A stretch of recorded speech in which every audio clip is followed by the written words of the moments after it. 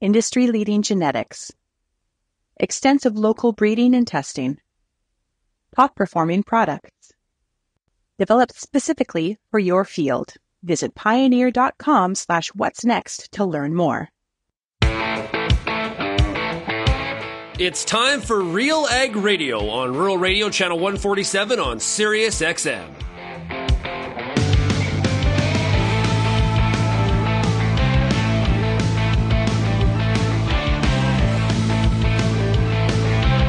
RealAg Radio and RealAgriculture.com is your home for insight and analysis of the issues that are impacting your farm business. Let's get real and get connected with RealAg Radio.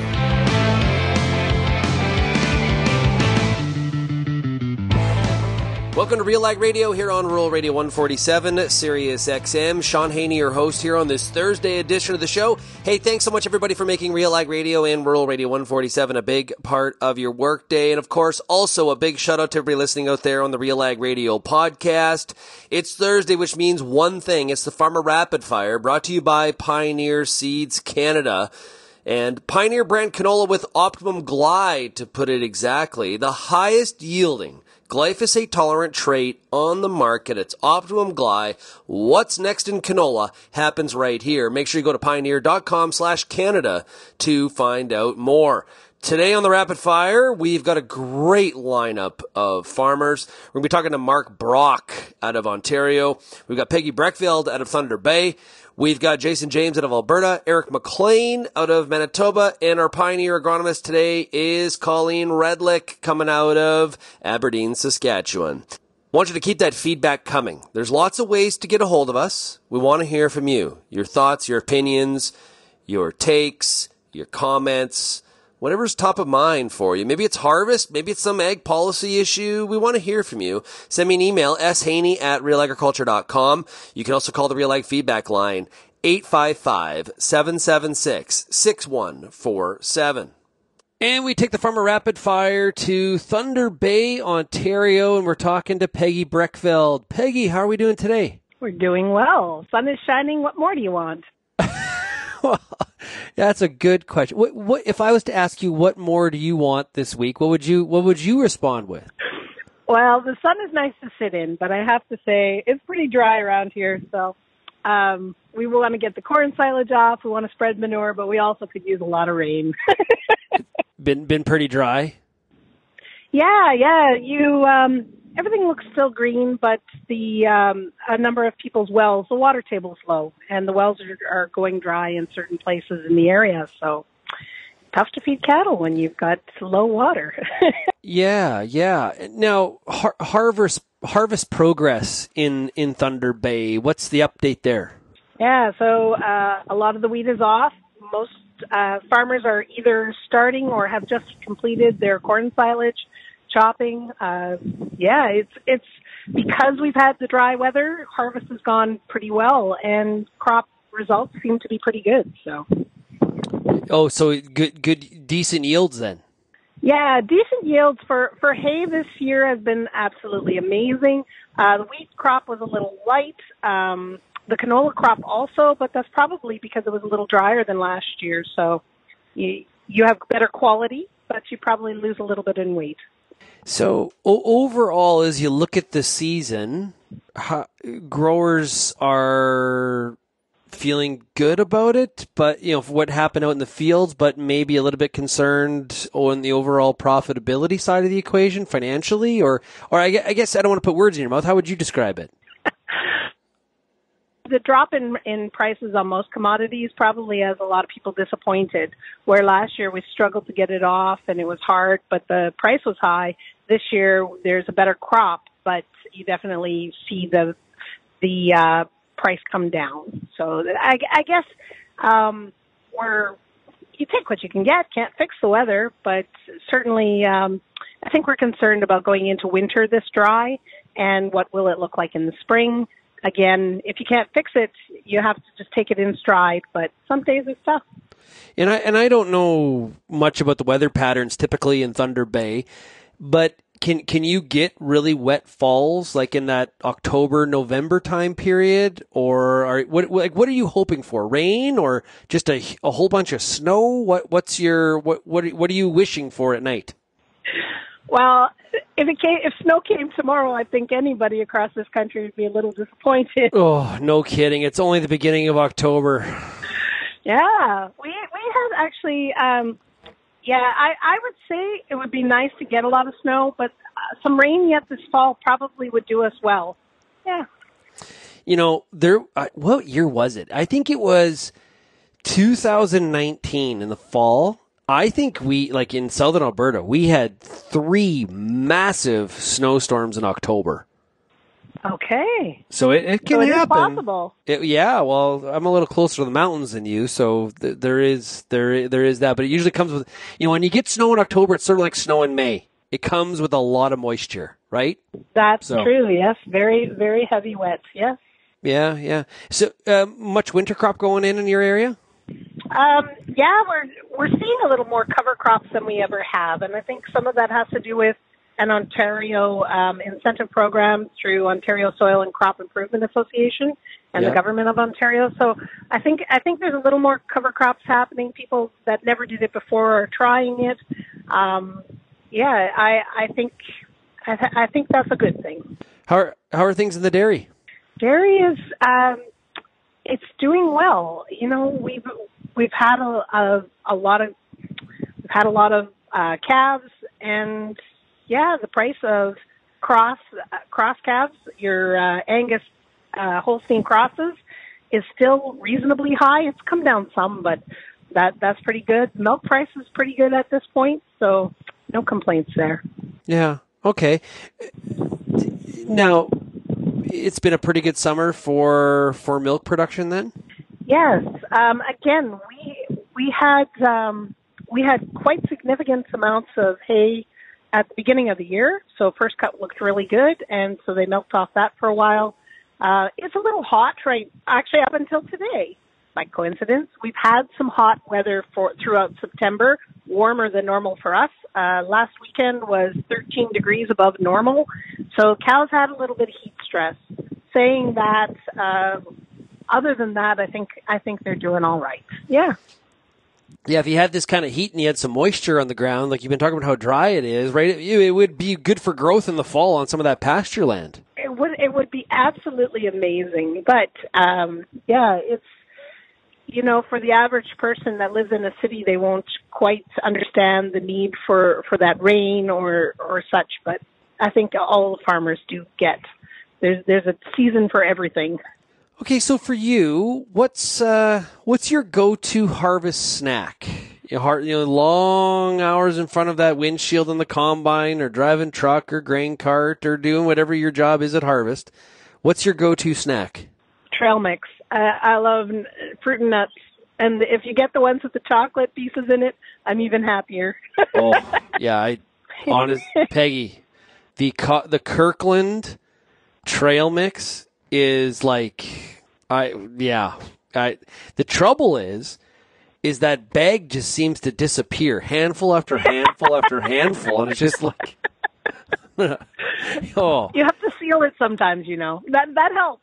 I know, but it's the barrier to entry is so low. It's that Ziploc, it just reopens so easily. You gotta tuck it behind your seat or something, somewhere you can't quite reach.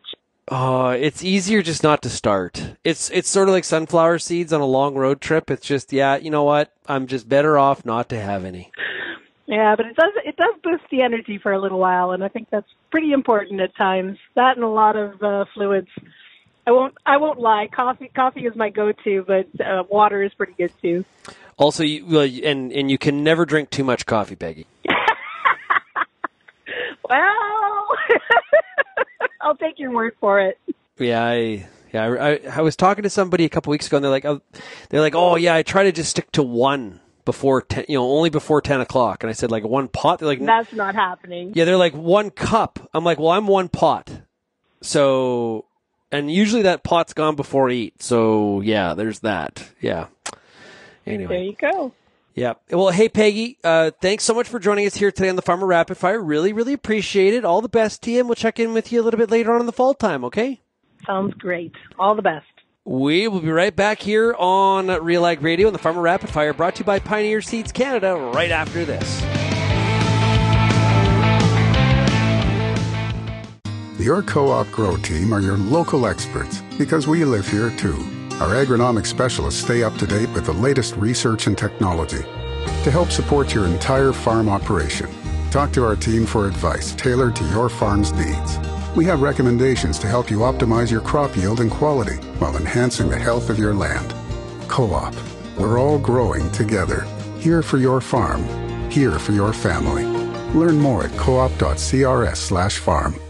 It's now time for a product spotlight with New Seed. Sean Walker, field sales manager for Montana. Tell us about the key benefits to the grower in North Dakota and Montana for the program this year. We've got some really attractive premiums. This year with our contract, actually a lot more flexibility in pricing. Canola markets aren't that great, but by being able to do the omega-3 program, one, we've got those premiums, and two, they're going to be able to honestly market this crop for, if they've signed a contract today, almost 2 years, which is really nice. Out here in Montana and North Dakota, we are somewhat in the middle of nowhere. Our contract is a freight on board contract, so picked up on farm, which is really nice. Still have an active God with this contract, and these guys, they get to choose when they want to deliver as well. So some really positive pieces that when a grower is trying to decide, how can I make this work for my farm? The omega-3 program really thinks about how we can bring this specialty market to these growers. That website is omega3canola.com. Great opportunity for growers in Montana and North Dakota.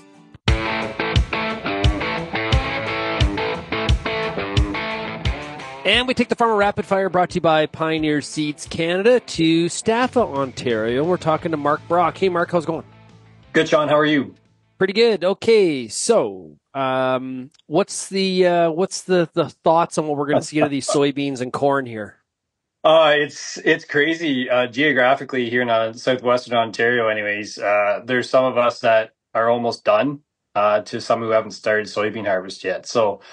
Really speaks to kind of the delayed planting we had in the spring, and then just different weather systems that have kind of rolled through in the last week and a week and a half. So some of us missed the rain, others didn't. So it just means some of us are farther ahead. Like, we only have 1 day of soybean harvest left. So it's kind of crazy to be kind of this early. It's kind of nice. Yeah, well, but the fact you're going to be done your soybeans means you're able to get the wheat in. Yes, the wheat's going in. Wheat people will be happy. It's always nice to have wheat in like September. Today's October 1st, but to have the big bulk of our wheat in the month of September is really nice to have. Yeah, planting into some decent conditions? Yeah, it was pretty dry and hard there at the start because we were here in our pocket of the world. We're pretty dry. September was a dry month, but just a little bit of moisture we kind of got. Moisture's met. It's playing a lot nicer right now. So it's just nice when you're not scraping mud off gauge wheels when you're planting wheat. A little bit of dust behind the air seeder's nice. That is true. There is a lot of truth to that. Yes. What are your thoughts on the corn? I actually had just come from a cornfield. I just grabbed a couple cobs to hand shell. I think we're going to roll sooner than later because stalk integrity isn't there with tire spot.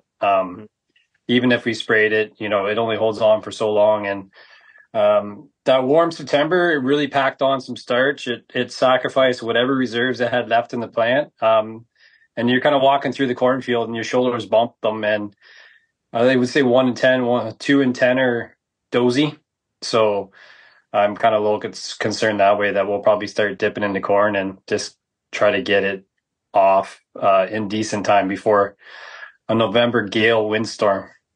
Yeah. When you bump into that corn plant and it starts to wobble like it's been out on an all-night bender walking home from the pub, like me playing weed till 2 a.m, just kind of, it's not a straight line to the house. Yeah, I hear you. Tar spot, definitely. It's the agronomic topic of the year this year in southwestern Ontario. Yeah, it's pretty crazy. Talking to a gentleman yesterday, it's kind of south of us, an hour and a half, 2 hours, where they're a little bit more prone to it. Like some of them are at corn already. I heard moisture is 18 to 20% on corn that wasn't sprayed. So and you aren't hearing yields. So it's usually like if people are only talking about moistures and not talking about yield, it's probably not great. Yeah. I think there's going to be quite a benefit to the fungicide this year, just from what we're seeing. But like I do think the corn looks good. Yeah. Do you spray once or twice? Once. I get sick to my stomach running over corn once, but to kind of go through and try to do it a second time. There's a few that did it in the area. It'd be interesting to see what they did. They actually did ground application first time, and then they got an aerial application the second time. So it'll be interesting to see what those results come back like. How are you managing? You got some combine time through the day. You're also planting wheat in the middle of the night. You're burning some long hours here right now. Yeah, I think that's why we store some extra sleep in the wintertime, so we can burn it all here in the spring and the fall. But I think as I get older, I'm starting to realize that I can't push it as hard. Safety becomes more important because I don't heal as quick as I used to either. But I just starting to realize that we're going to need a little bit more help around. So we're going to have to manage that better kind of in the future. Yeah, you know what? When you and I were in our 20s, you probably did this too, especially at planting time. You know, those like a 36-hour day. Yep. Now I don't know what would happen if I worked 30. Like I'm not sure. I'm not sure how long it would take me to recover from that. Well, I found that each decade I get older, it takes like, if it was in my 20s, it was 1 day to recover, 30s was 2, 40s was 3, and now that I'm in my 50s, it's probably over a week. But and we're not even talking about recovering from going out on a Saturday night here. We're just talking about working. Never mind. I know. Having it's kind of sad. I sooner talk about recovering from a Saturday night, but farm works I get done first, I guess. Yeah, absolutely. So, hey, this time of the year with you spending some time in the seat, what's your favorite harvest snack? Oh, I'm guilty of not eating anything. The worst part this time of year, honestly, is those stupid boxes of Halloween chocolates, like those 50 in a box. They're notorious. If I had a box of those in the cab, I'm not sure I'd get through a day without eating all 50. Are you kind of a chocolate fiend? I think I'm guilty as charged. Yeah. Good stuff. Yeah. That is nice. Hey, profitability wise, like market stuff, we've been seeing the market try to work its way higher here as of late. It's been kind of nice to see. It is pretty good. I think we're back into like not the store and ignore kind of deal where, you know, it didn't matter when you sold the crop, you still got a decent price for it.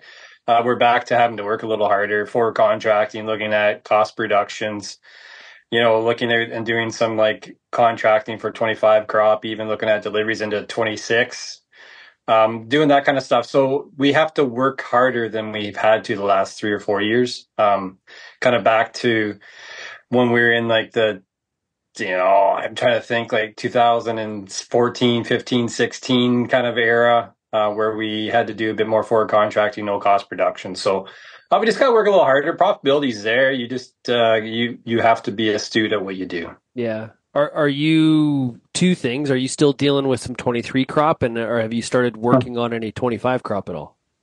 23, I was aggressive, and I'm patting myself on the back for that because that's good. That's a win. Yeah, it's a win. And we're working on some 25 already. Yep. Yeah. And we got a good chunk of 24 covered off as well. So yeah, we feel pretty good, but that's also you know, we work with a marketer as well, and he provides some pretty good information to us that we can make pretty informed decisions. So it helps us there.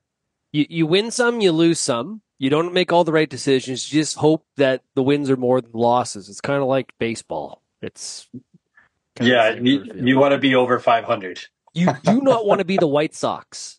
No. Yeah, you want to be more like, you know, the Atlanta Braves or the Yankees, I guess. That hurts me as a Blue Jays fan to say the Yankees, but definitely not the White Sox. That is not what kind of an ag marketer you want to be. Hey, no. Mark, really appreciate it. Good luck with the rest of harvest, and bring that crop home, okay? Yep, sounds good. Thanks, Shaun. Appreciate it. Hey, we'll be right back here on RealAg Radio, brought to you by Pioneer Seeds Canada, right after this quick break.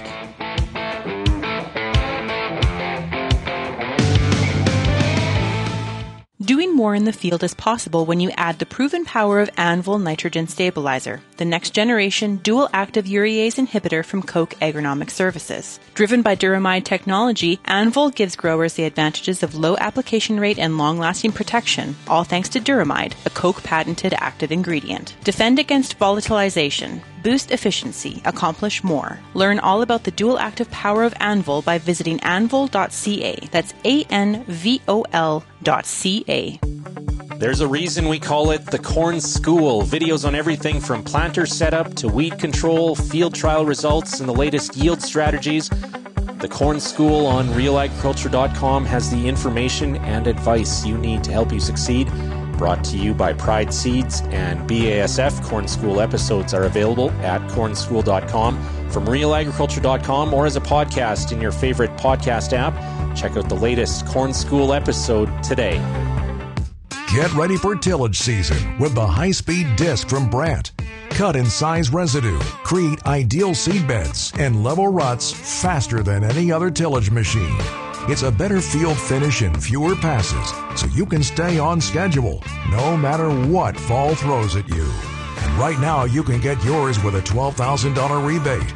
There's never been a better time to bring your operation up to speed. Visit Brandt.ca for details.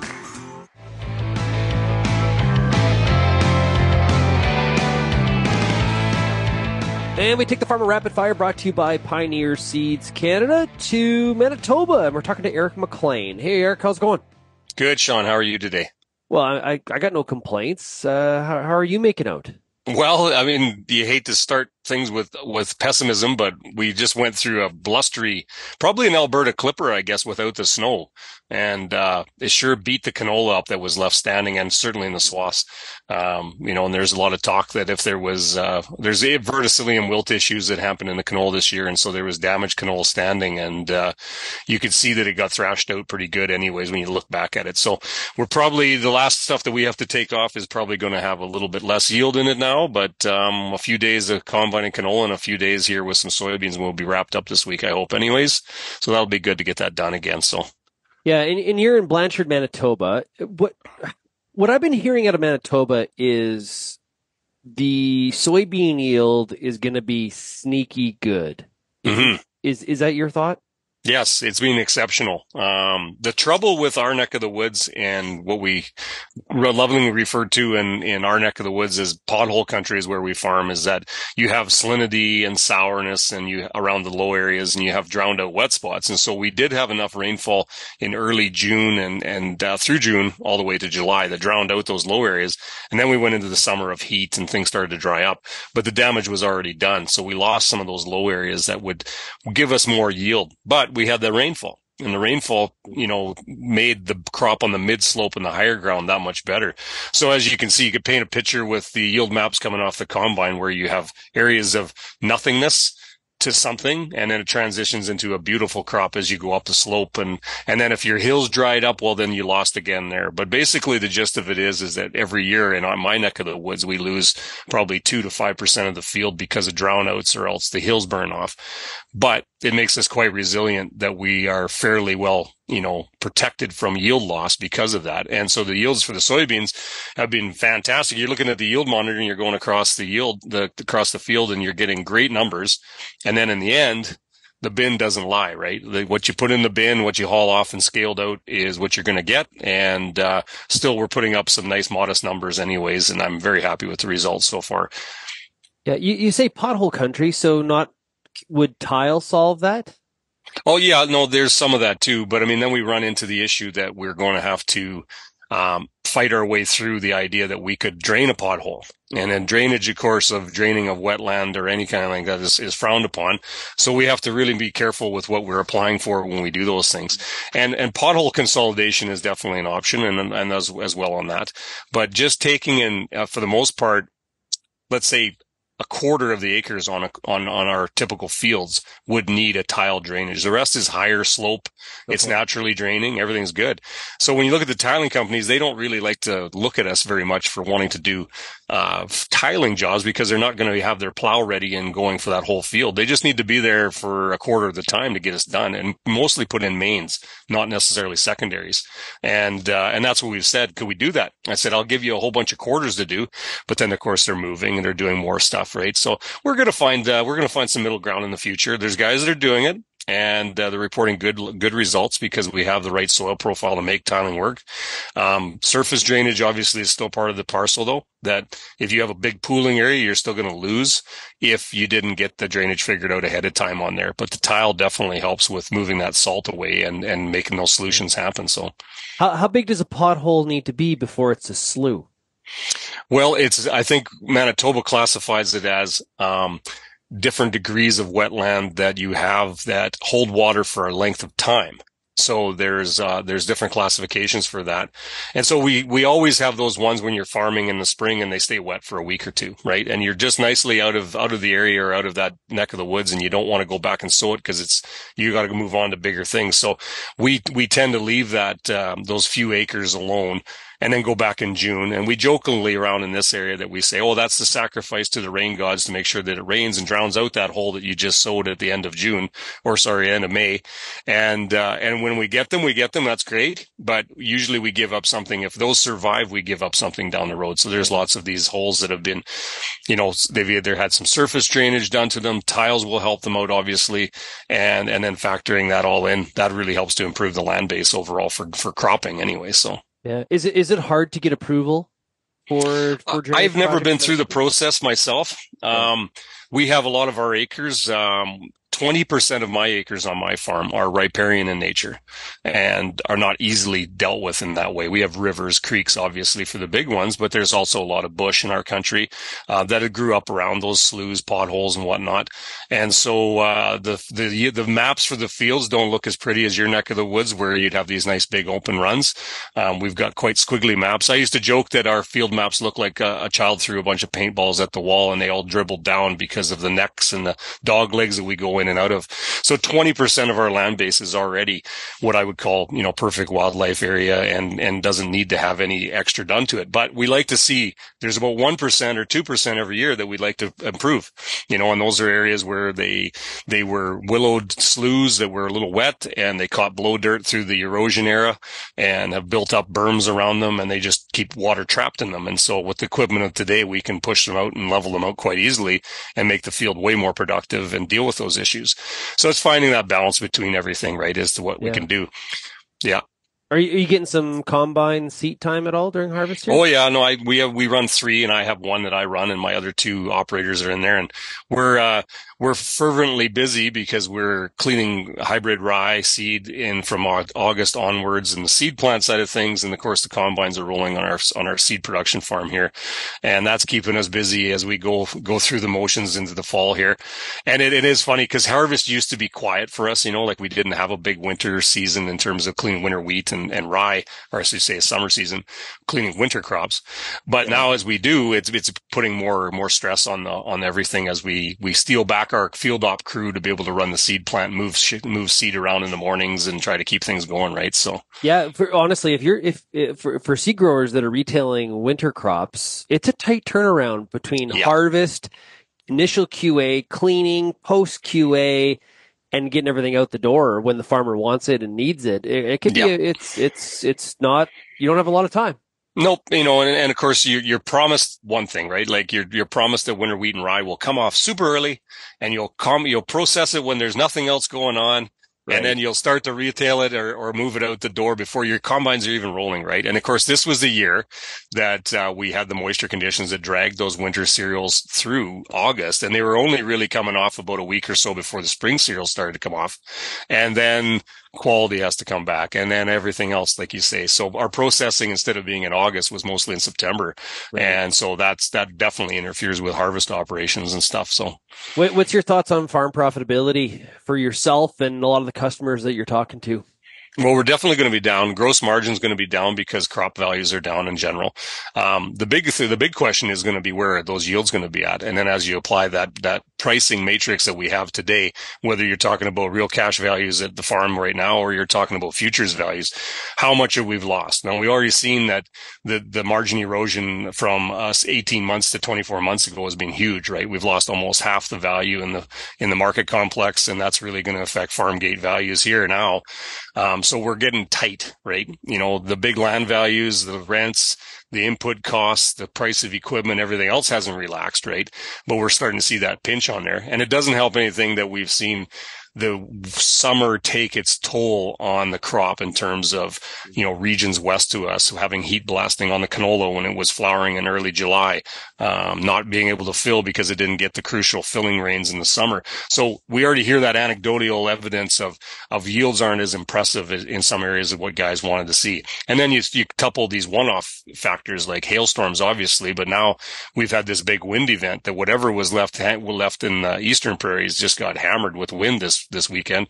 So if you had 10 or 20 or 30% of your crop still outstanding, how much is left? Did you lose 10%? Did you lose 5%? Or did you lose 20% on that because of shelling and other things that are happening, right? So there's a bunch of factors out there that need to be weighed into the market here to see. And that's not going to help guys if they've got 20% less in the bin to be able to fight their way out of this. That's for sure. And maybe some 23 crop yet to still move, which is also a factor out there for sure.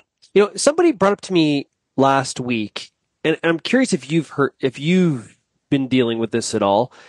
Been hearing about some farms that have had to have insurance claims. The bank starting to look at them as more risky because they've got more insurance claims, which is kind of a circular argument because that's what the insurance is for in the first place, which should be good management. Have you been hearing about any of this from farmers you've been talking to? Not so much that. You can muse about that for quite a while because that's the same argument that you get when you're looking at building assets and other things like that too. If you're insured well, but if you're using it, you tend to get punished if you get in a situation where you get multiple perils happening within a time frame, right? We were claimless basically for 20 years or so, and then last year we had a big hailstorm went through. And also on the other side, we had a few things happen with some of our assets where we had damages accrue to them too. And it starts to get the insurance company looking because they love it when you pay and you never use their services, right? Yeah. It kind of gathers itself back into the crop insurance mechanisms where you're looking at like what we have in Manitoba with majority provincially assisted, federally assisted crop insurance program through MASC. But then you also have the programs like GARS and A3I and other things like that are out there that are trying to do wholesale models or cost of production, revenue insurance type models like that, where they say, okay, this is more stable for us to insure against those ones. And so we're starting to look into them and see, right now I think there's still probably a bias in Manitoba that those insurance models that are government subsidies or supported, I should say, probably better, are going to be still more competitive than the other ones. But there's some guys out there that, especially in Saskatchewan and Alberta, that have had multiple perils that are looking at, 3 or 4 years out of 10, we've had something significant happen to us, and they're on the radar now as to whether or not they're going to be as insurable. And when you start looking at their bank, they're going, well, 3 or 4 years of cash flow issues, that's tough, right? And that it ties together. So I could see it happening. Yeah. How do you combat that though, right? And that's the whole reason why crop insurance is there, is that it's supposed to buffer you in those years, whether that's that farm safety net or what it's going to do. So, so far so good. We're in Manitoba here. We seem to be doing well enough. I think we tend to get our rain. We tend to get a crop. We don't usually tend to miss out on a big crop or any crop as far as that goes. We always seem to get something, which helps us to mitigate those big hoops and peaks of what some other guys go through. Well, you're getting some time in the combine this harvest. What is your favorite harvesting snack while you're ripping up and Well, I turned 50 this year, so I'm really trying to avoid the self-feed pail of snacks and goodies that come along with the delicious meals but my wife and crew provide for us there. But most of the time, I guess I would always reach for, I like the Costco mixed nut snack picks because it's always got a little bit of everything in there. So you're appeased in that way. It's salty and savory and a little bit of wash that down with a drink and you're good to go. I got my other boys, one's a big licorice fiend, so he'll chew on licorice. Other ones has an assortment of candies and jellies and stuff like that he's got in there. And of course the truck drivers and the guys operating the augers never have time for anything. They wolf down whatever is given to them. So that's what they do. But yeah, I'll take that time to really thank my crew too, because they've been doing a great job on keeping us going and quality as well as it is. And for our seed business is paramount. So a good crew helps to keep it all in, and giving them whatever treats they need are important. More importantly is maybe the libations that happen at the end of the hard run that'll be just as good to keep everybody happy too. So. Yeah, absolutely. There's something called the Freshman 15. There's also the Harvest 15. I think that's exactly. Yeah. Hey, Eric, thanks a lot for joining us here today. Really appreciate it, and good luck with the rest of the harvest. Thank you, Shaun, for this opportunity and for your viewing audience too and listening audience. Thanks. Awesome stuff. Okay, we'll be right back on RealAg Radio and the rest of the Farmer Rapid Fire, brought to you by Pioneer Seeds Canada, right after this.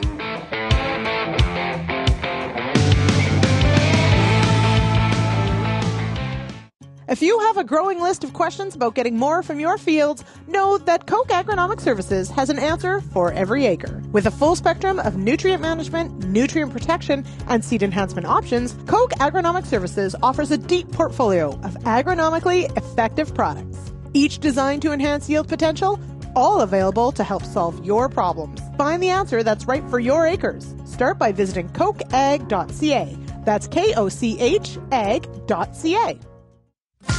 What were the issues in your fields this year? Did you do a soil sample? What is your soil sample telling you about some of the nutrient issues that you might be having going into next year? What herbicides did you use? What residues you might be concerned about? What weed issues did you have? What crop residues did you have? How well do you know your fields?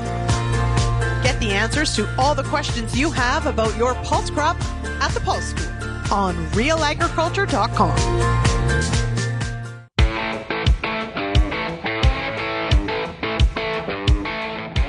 And we take the Farmer Rapid Fire next to Drumheller, Alberta. The Farmer Rapid Fire is brought to you by Pioneer Seeds Canada, and we are joined by Jason James. Hey, Jason, how's it going?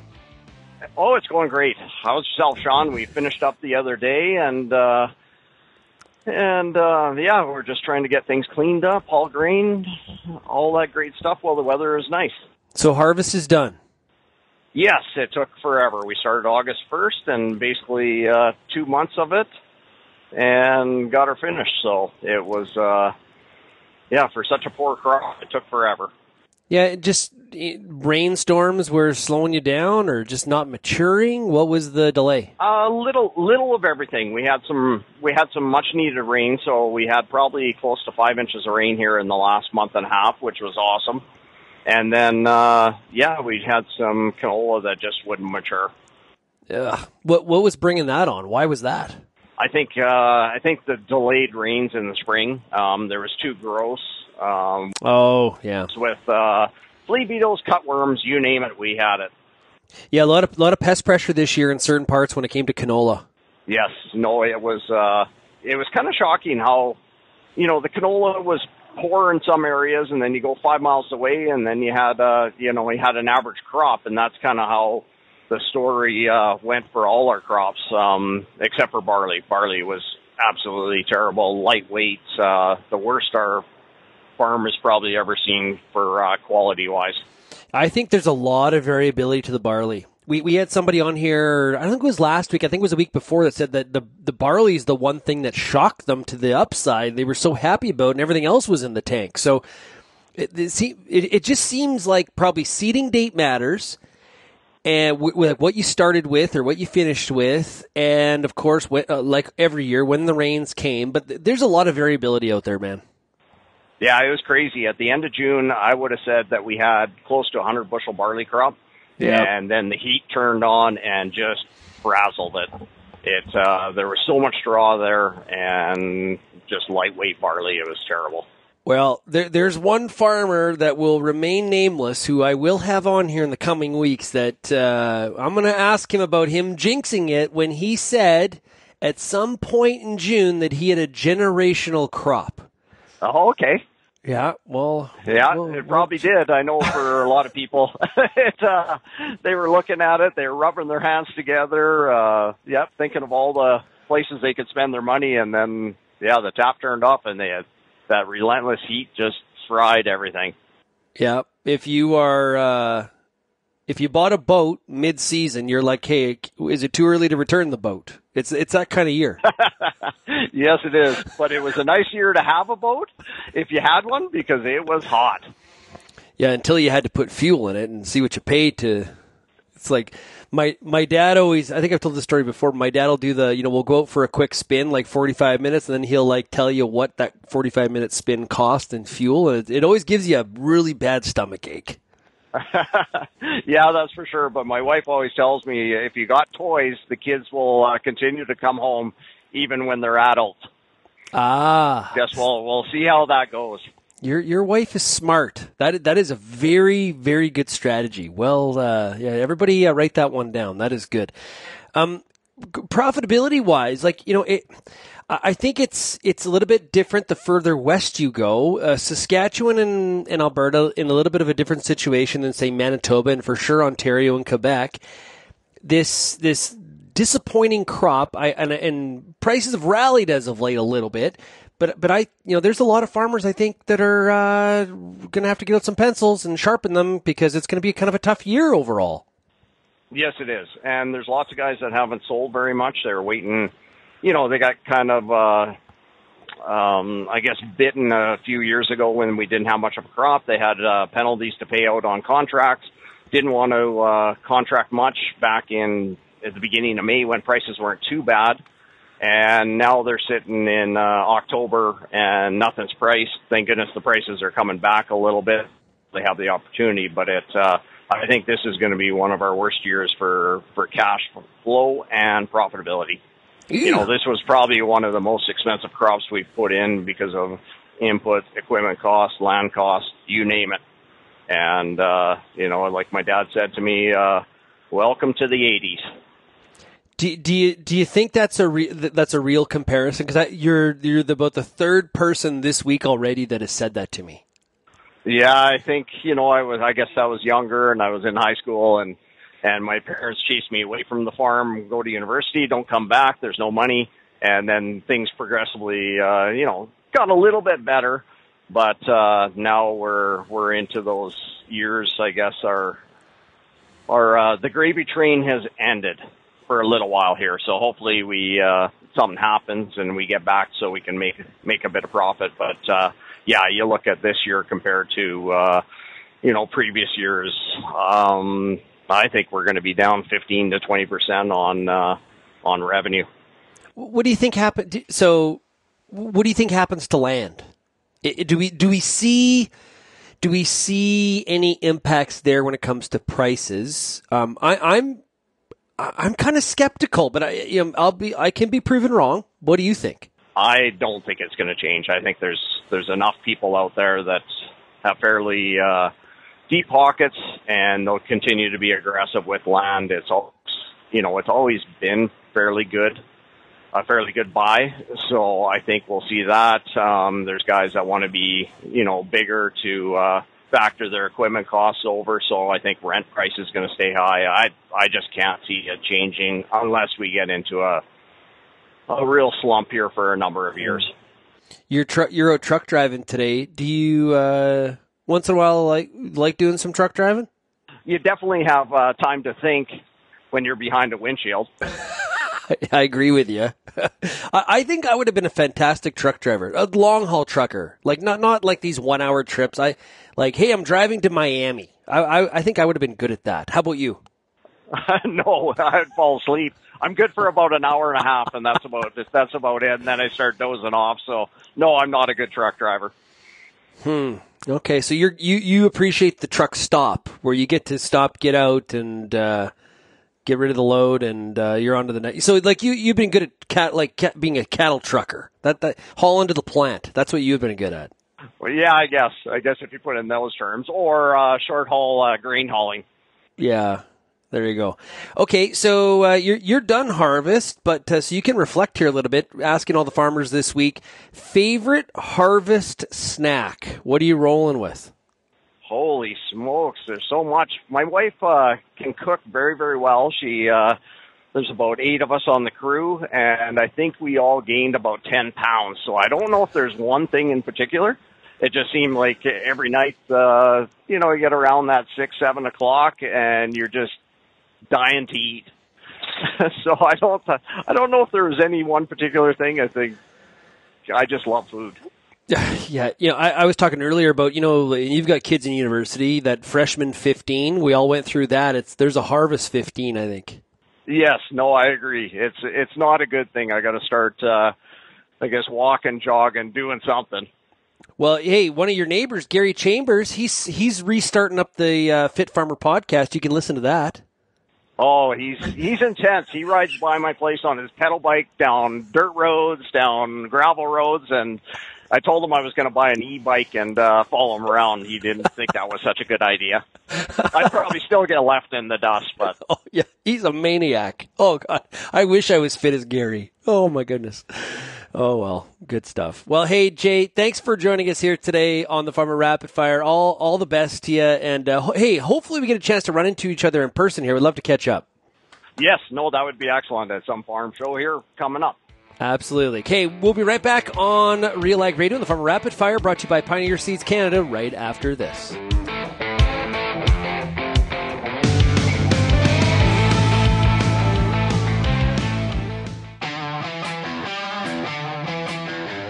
Advanced canola trait technology is here. And it's soon to be the talk of the town. Optimum Glide delivers excellent yield potential and agronomic trait performance. Improved crop safety. Enhanced weed control. And a wider window of application. You're going to want to see this. Learn more at OptimumGlide.ca. Peter Johnson at WheatPete, RealAgriculture.com. I'm the host of The Word, and I love doing The Word. I love the questions. I love the challenges. I love having to apply agronomics to all over the globe and areas outside of my normal jurisdiction. Also, I love the feedback the most, where growers challenge me, tell me about their plot results, help me to learn. The Word, absolutely the best part of my day.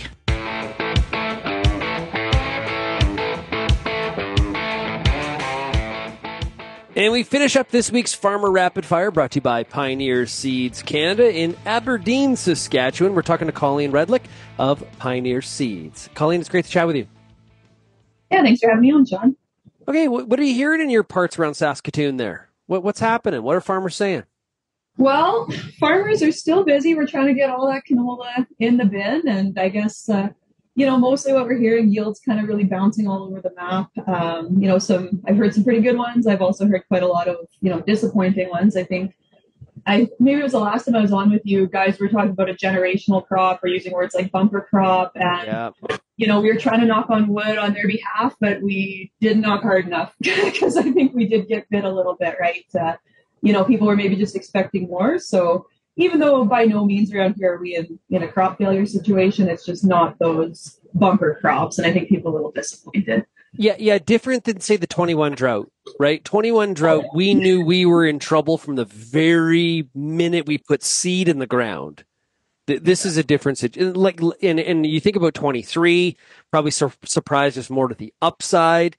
This year, we're not surprised. We're just disappointed to the downside because we saw what we had in the middle of June, right? Exactly. Every year's different. The end point may be the same in terms of the production side, but it's where your expectations were relative to the growing season. And again, it's a bit of a reminder agronomically, and growers will say this as we're talking about, how do those crops look June and July? They're like, yeah, we got a long ways to go. And this is an example where we had a long ways to go. We had July to get through, and Mother Nature kind of bit us.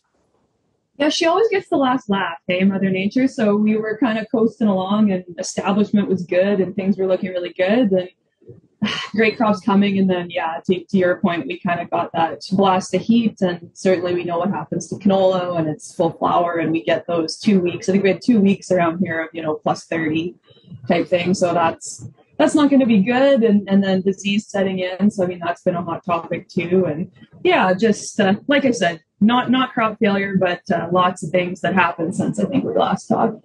I've been getting lots of questions from growers and, comments. We had Eric Mclean from Manitoba on the show here a little bit earlier. Verticillium continues to come up.